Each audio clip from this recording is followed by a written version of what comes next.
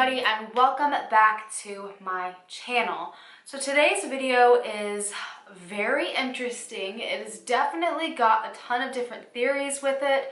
There are some very bizarre twists and turns, but honestly, not much is known about this case. We're kind of just left to speculation. So today's case is on Russell Bohling, and you guys have suggested this for quite a while. I will say this case is from England, so there's a very, very high chance that I will pronounce something horribly wrong. I apologize in advance for that. Just let me know how to say it the right way down below. Honestly, I don't know what it is about names of things in England and the surrounding areas. I just cannot for the life of me say them right. So Russell was 18 years old when he disappeared on the morning of March 2nd, 2010 from Bimpton in Yorkshire, England. Now, I haven't been able to find much about who he was as a person, just his overall personality. There's not a lot that I can usually find on foreign cases. For me, as you know, I live in the United States and I try to find what I can, but yeah, so that's why I don't really have a good description here of who he was. Russell had left his family home that morning in West Ella to go to Bishop Burton College, where he was studying bricklaying, and no one really even knows if he ever made it to class that day. He left in the morning at the normal time he was supposed to. Everyone expected him to return home, but when he didn't, this raised a lot of bells because it was totally out of character for him to go to school, not contact anyone, and just never show back up. Obviously, his family became very concerned, but their concern would only grow with the next morning's news. Russell's car had been found about 45 miles away in Bimpton Cliffs near a former Royal Air Force bunker on the East Yorkshire coast. His car was seen the day before, so the day that he technically went missing, at around 5 p.m. by a worker, and the worker was alarmed in the morning when he returned and the car was still there. When he further inspected the car, there was a ticket on the car that had been bought around 11:30 a.m. for an entire day's parking, but at this point it was the next day, and this wasn't common. So even if Russell had been in the area, it was even more strange for him to not return to his car and just leave it there overnight. Authorities searched the entire area. This really indicated to everyone that he had never actually gone to school that day, despite having gotten up and gone through his entire morning routine, because he left around 10 a.m. His car was found 45 minutes away, and the ticket was purchased at 11:30 a.m. So for the most part, he had a straight shot there. The raft bunker was searched, but it has been highly criticized since then by Russell's family about how the search actually went. So the Humberside Fire and Rescue Service went to do the first search, and they brought in heat sensing cameras. And if Russell was down in the bunker, at this point, he more than likely would be dead. So using these heat sensing cameras down in the bunker as the only form of searching was essentially them just looking for a human being that is alive and well. But if he had been down there for that many days, he clearly wouldn't be. And they never went down and did a full search to look for a body. They never went down to look to see if any of his belongings were down there.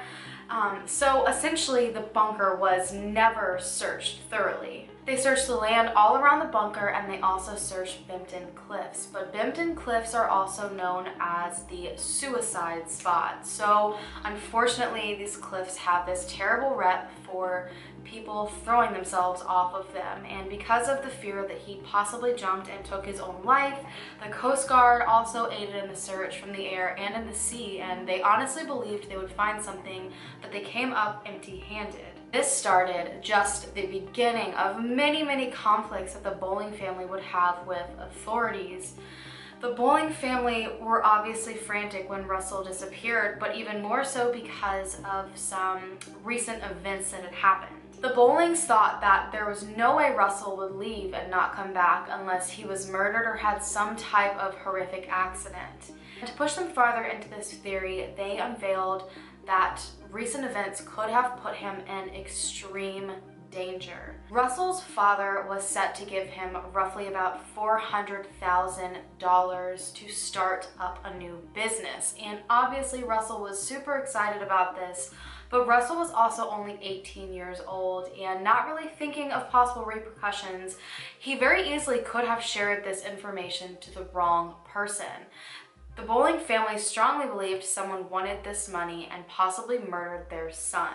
However, despite this information from the Bohling family and coming up empty-handed in the search all around Bimpton Cliffs, in the air, in the sea, all on the land, and finding absolutely no sign of him, they disregarded entirely the Bohling's theory and this information that he was about to get about $400,000, and they said that there was absolutely nothing in his case that was pointing to foul play. And then the family told authorities just another little bit of information that made this entire series of events seem even more bizarre. On February 27th, just days before Russell disappeared, he woke up one morning just like he had that morning, left in his car, didn't say anything to his family, didn't mention where he was going, and he was gone for the entire day. And when he finally came back later that night, he still never told his family where he went. It was obviously this big secret. He was very tight-lipped, and that was completely unlike him. They wondered if this mysterious day could possibly lend any clues as to what Russell was doing on the day he disappeared and why he never came home. So they tried to create a timeline of that day, which proved to be much more difficult than they originally thought. They found out that he visited York, Bradford, and Bridlington, but they were never able to discover why exactly he took these trips to all of these different towns. It was odd for him to go to all of these places to begin with, especially in such a secretive manner, so authorities made a plea out to the public that if anyone saw him that day, spoke with him, if he told anyone his intent for going to any of those places, to come forward, because they really believed that this strange day could possibly have something to do with the day he disappeared. However, this provided absolutely no new insight on Russell's intentions that day and what might have been his intentions when he left the morning that he disappeared. They decided to start checking into the day he disappeared itself, and that's when they realized that he had searched in his computer for the RAF Bimpton website around 7:30 a.m. So the same place that his car ended up, he had been searching for and logging into the website just earlier that morning. And he also looked at a web page about Ravenscar, and Ravenscar was a place where his family had a vacation home. So they thought, maybe he went to this vacation home, maybe he just needed some time to himself. But when they went to Ravenscar, they found nothing of Russell. I have seen that about 2 years after he disappeared, it's very possible that they found a pair of his sneakers that they believed he was wearing that day. However, I have also seen that he was wearing steel-toed boots, which led them to a whole other lead I'll discuss later on. So honestly, I think it's very possible his shoes could have just been there, or that could have been false information that someone posted. Basically, nothing of importance was ever found there, so no one really knows why he was searching Ravenscar that day. Authorities asked Russell's family if there was any significance to this RAF bunker and why he was visiting this website and why he was basically parked there. And his father was able to tell them that Russell had an obsession with the bunker. So not just the bunker itself, but the artwork that had been left in the bunker by a cult in the 70s. So apparently somehow Russell found out about this bunker, was viewing the different bits of art online, and the whole story about how this cult would go there in the 70s and have these meetings, and they drew this satanic art all over the walls. And he was so interested in all of this that he had his own USB drive where he kept all of the history of this cult and what they did in this bunker, and he had copies of all the drawings on it. So this was something he was incredibly fascinated with. And to make things a little more interesting, when he disappeared, along with him went the USB drive containing all of the drawings and all of the information on the bunker. They searched everywhere they possibly could for this USB drive, so he had a very obvious mission when he left that day, and everyone was kind of just left to figure it out. The firefighters decided to go back to the bunker in December of 2012 with a lot of pushing from the Bohling family, because they felt like their ideas, their theories were being completely brushed off by the police. Police really wanted to believe that he ended his life and they just never found him in the ocean.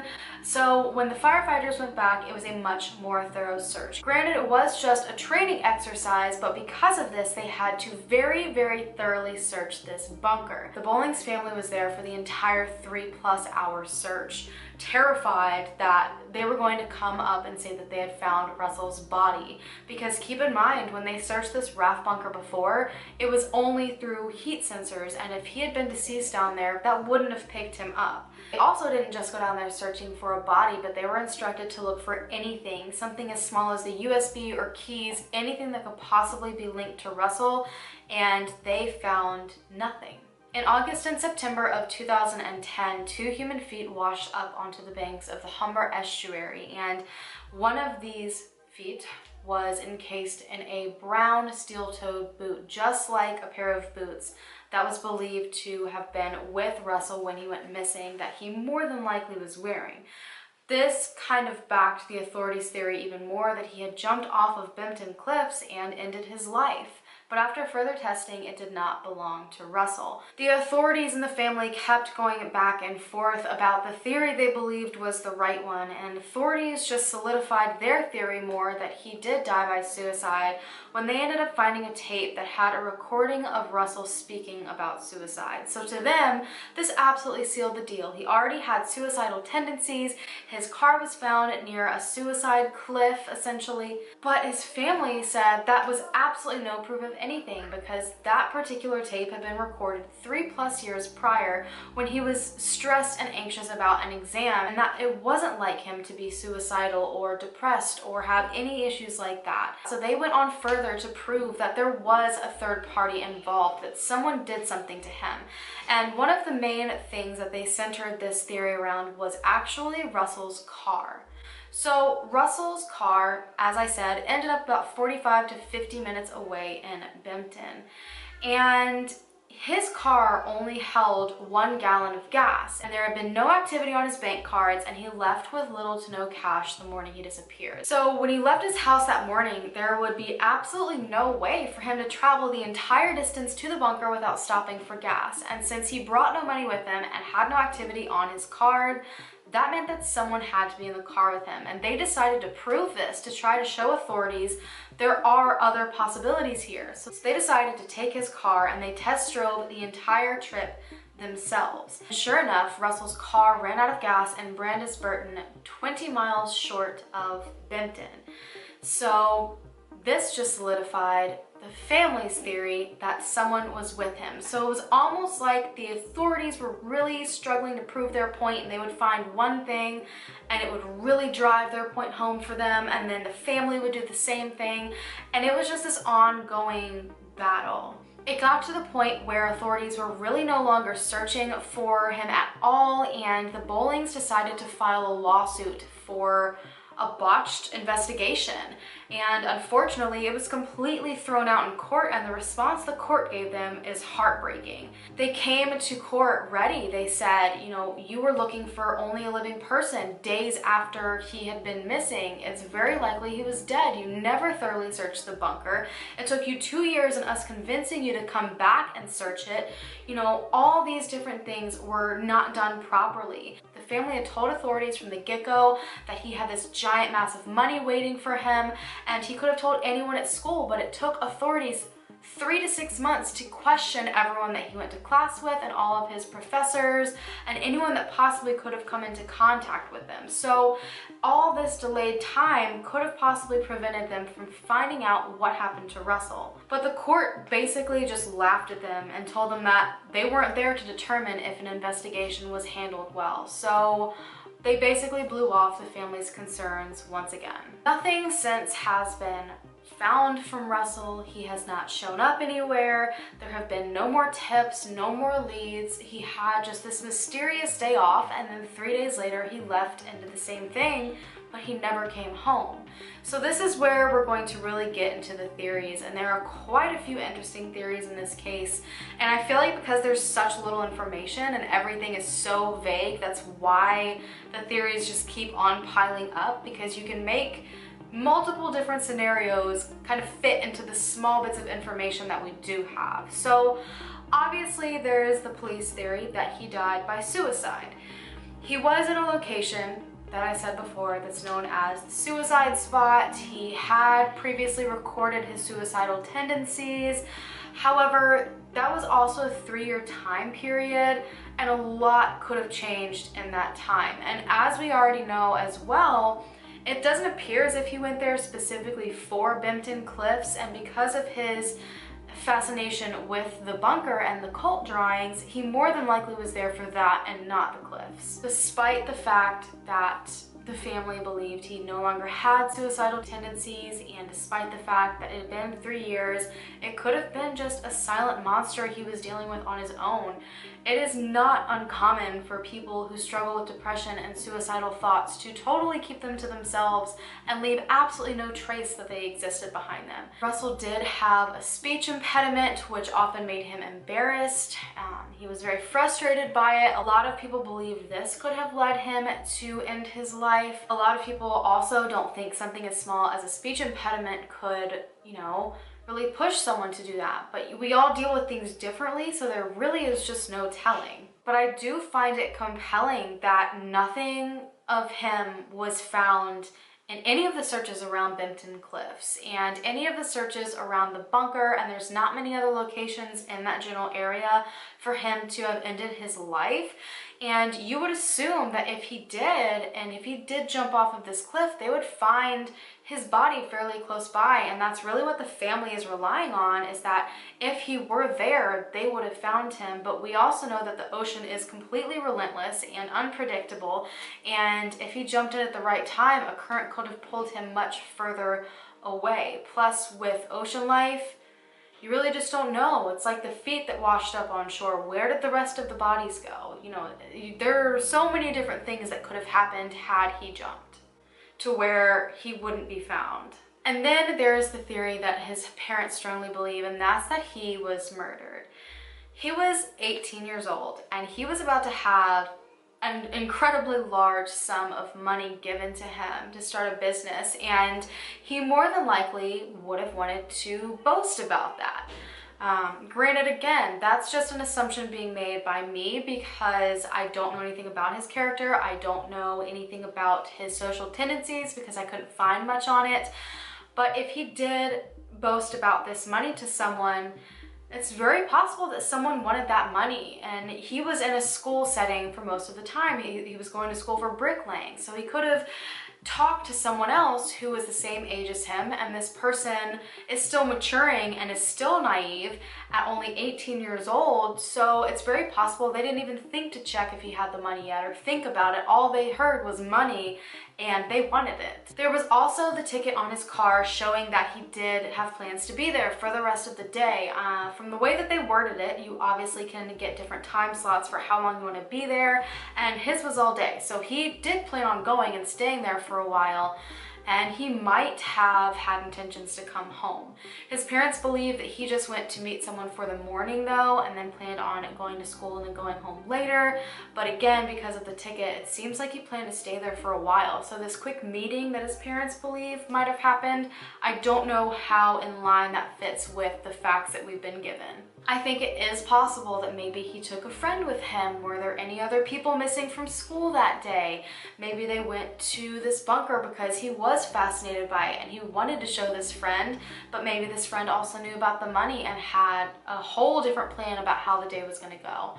But my only issue with this is there would have been some evidence left behind had he taken someone out there, met someone out there at this bunker, and this person killed him. You can't just, murder someone and there not be a little bit of something left behind in an area like that. So did someone just attack him somewhere else and then know that he had this fascination with the bunker and just so happened to drive his car there and have a way home? I feel like when it comes to this whole idea of murder, that there are just too many things that would have to line up perfectly. He would have had to have been killed somewhere else, not his car, because they would have found evidence of that. This person would have had to clean themselves up and then drive the car to this area, just so happened to know that this was somewhere that he was really fascinated with. And then they would have had to do all of that within the hour and a half that he left, but it was already 45 minutes away to get there. So that leaves them with what, like 30 plus minutes maybe that they had to achieve all of this. I just don't know how likely that is. What strikes odd to me about this as well, and that points me in a different direction, is that he made this very suspicious and secretive trip just days before. It seems too coincidental to me to not somehow be connected, which leads me into the other theory that he joined a cult. Now, call me absolutely crazy, but to me, out of all of the theories so far, this makes a ton of sense. And I think this is one that in the area is just kind of laughed at. I know that his dad mentioned it was possible once before, but I think this one makes complete logical sense to me. So he was studying the cult art in the bunker. He was so fascinated by these drawings, and he talked about them with his father all the time, and he obsessed with them and looked them up. He had an entire USB just dedicated to everything in this bunker. His car was found in the area the bunker was at. He had searched the bunker website the morning he left, and one of the things missing with him was the USB containing all of the information about this cult and the art, and it was satanic art. It was, you know, it's something that you really have to be into to, I think, kind of appreciate in the way that he did, which makes me wonder if he didn't just have a fascination in the art, but also the cult. This is where I kind of make the connection finally from the random secretive trip he made the day before. Now, I don't know a ton about cults. I can't say I've ever really looked into them, but I think it's possible that he was maybe doing last minute things on this trip, or it was some sort of initiation maybe. Maybe he wanted to be a part of this cult. Maybe he reached out to someone. Maybe he went searching for someone. The bunker was where the cult held all of its meetings. They all would go down there and light up these satanic pictures and do whatever in the world this cult did. And maybe that was where he was initiated into the cult. You know what I'm saying? So to me, it does make a lot of sense, but I know there are a lot of people out there who think that's absolute madness. But why else would he take this USB card with him? Maybe he wanted to prove himself. Maybe he wanted to make sure he had this with him when he went. I don't know. You guys let me know what you think down below. His entire family has had to deal with so much crap with the authorities, and it feels like everything has just slowed down for them. And I personally think it's still very possible that he's out there somewhere. So what theory do you think? Do you think the day where he just went on his mysterious trip is even connected at all? Or are people trying to connect it when it could be totally unrelated? Let me know what you guys think down in the comments below. I've mentioned this a couple of times before, but I kind of want to mention it again because I've been getting a lot of comments recently about it. But let's try to have more discussions in the comments. Let's try to talk more about, you know, the cases and what we think and our own theories and ideas, because so much can happen there. Sometimes you guys will see something that I didn't, or make a connection that I didn't. So I would like to try to keep the comment section as on point as possible when it comes to discussing this, because you never know if your idea could be the right one. Thank you guys so much for taking the time out of your day to hear Russell's story. Don't forget to share his story wherever you can, because someone always knows something. And don't forget to hit the subscribe button to become a part of the Howlin' fam, so we can hopefully bring them home together. And I will see you in my next video. Bye guys!